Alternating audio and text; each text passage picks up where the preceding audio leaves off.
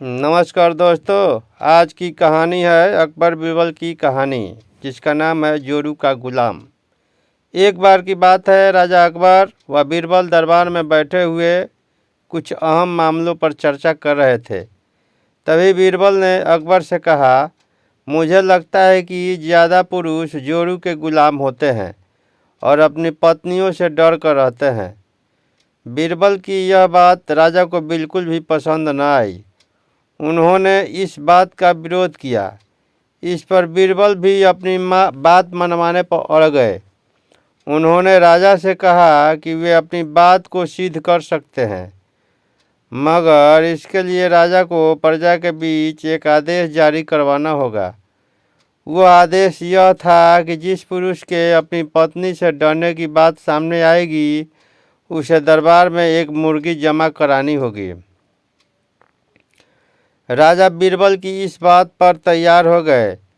अगले ही दिन प्रजा के बीच आदेश कराया गया कि अगर यह बात सिद्ध हो जाती है कि कोई पुरुष अपनी पत्नी से डरता है, तो उसे दरबार में आकर बीरबल के पास एक मुर्गी जमा करवानी होगी।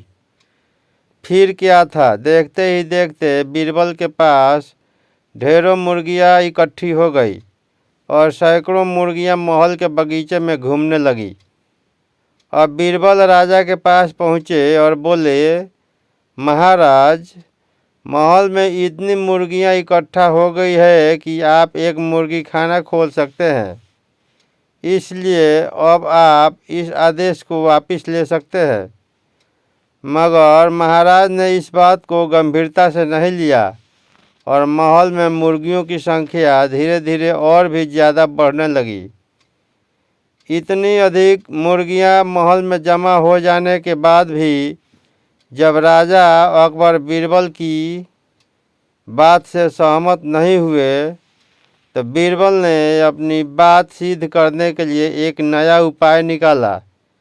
एक दिन बीरबल राजा के पास गए और बोले, महाराज, मैंने सुना है कि पड़ोस के राज्य में एक बहुत ही खूबसूरत राजकुमारी रहती है।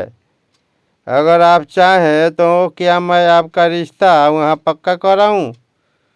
यह सुनते ही राजा चौंक उठे और बोले, बीरबल, तुम ये कैसी बातें कर रहे हो? महल में पहले से ही 2 महारानियां मौजूद है। अगर उन्हें इस बात की भनक भी लगी तो मेरी खैर नहीं होगी। यह सुनकर बीरबल ने तपाक से जवाब दिया, चलिए महाराज, फिर तो आप भी मेरे पास 2 मुर्गियां जमा करा ही दीजिए।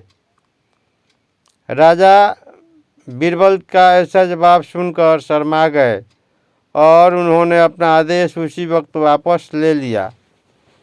कहानी से सीख।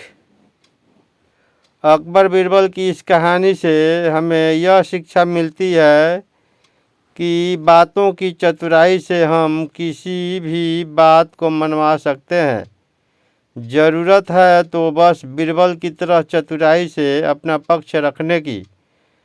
तो ये कहानी आपको कैसी लगी हमें बताएं। यदि चैनल पर नए हैं तो चैनल को सब्सक्राइब करें और वीडियो को लाइक और शेयर करें, सपोर्ट करें। धन्यवाद।